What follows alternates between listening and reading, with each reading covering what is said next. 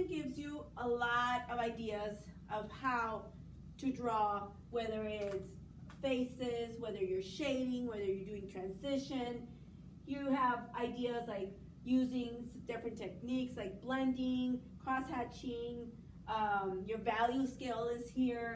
We have a lot of vocabulary that you can use. We have materials to use for drawing. You have your crayons, your charcoal. You have what you use is a sketchbook, but usually we use paper. Here we have the horizon line. We talk about horizon line here, how to make 3D shapes.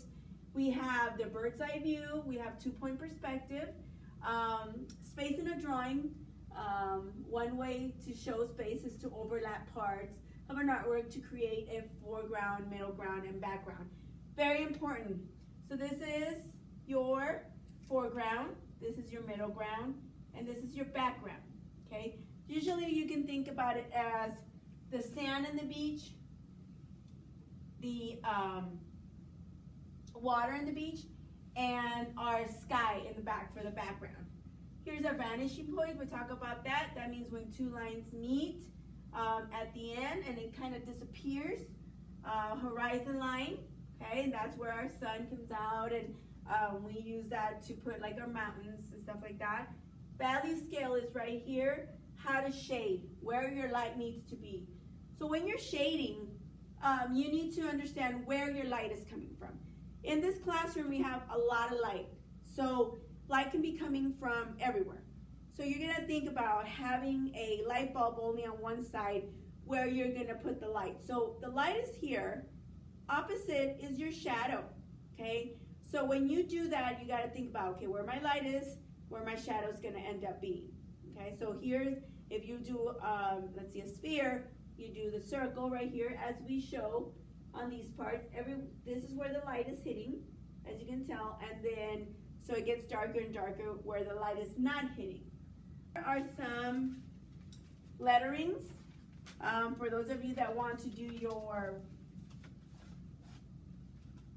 vanishing point for with your letters, and be careful with that not coming out. It tells you the directions, so it tells you to draw guidelines very lightly. So this is good for you to have your vanishing point and doing your names like this using your vanishing point. Okay. Now, what do I want to draw?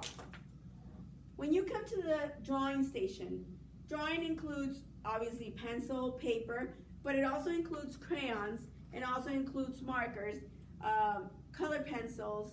It also includes Sharpies. Let me know if you need to use Sharpies. So you can do all that in the drawing station. Now, if you have no idea or you're kind of lacking ideas at the moment, I have the drawers that are right here. And in here, I have folders. In the folders, there's plenty of ideas. I don't want you copying my ideas. I want you getting ideas from the ideas. Now you can grab, maybe you have a lizard. Well, and the lizard, maybe you want to put eyes of a frog. So you can switch it up a little, okay? So this goes right here. In the front drawer, and you have your erasers, you have your sharpeners. Please make sure you clean up your area as well. Now, on this side right here, I have, I'm gonna show you, you have your, let me turn this around.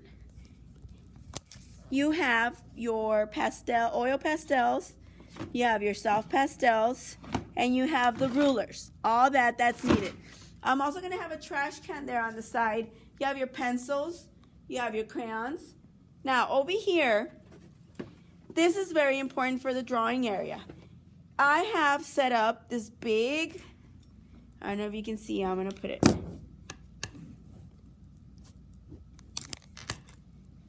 You have this big folder looking thing, or notebook looking thing.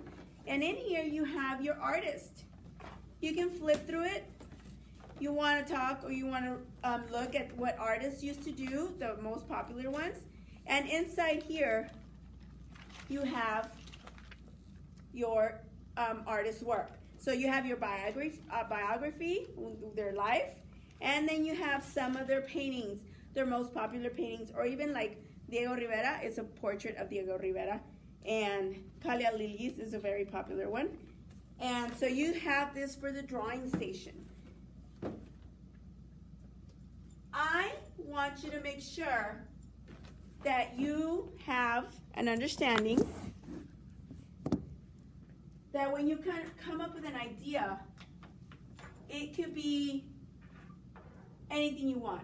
But I would practice first on my shading, on my transition, on my 1-point perspective, 2-point perspective, how to put hair, where the nose, where the mouth goes, where the ears goes, where the eyes go. That also can be part of your drawing skills that you learn in the station, okay? Now the paper is a white paper, okay, and you get it from the paper station over there, and you bring it to this table and you're ready to go. If you have any questions regarding this drawing table, let me know.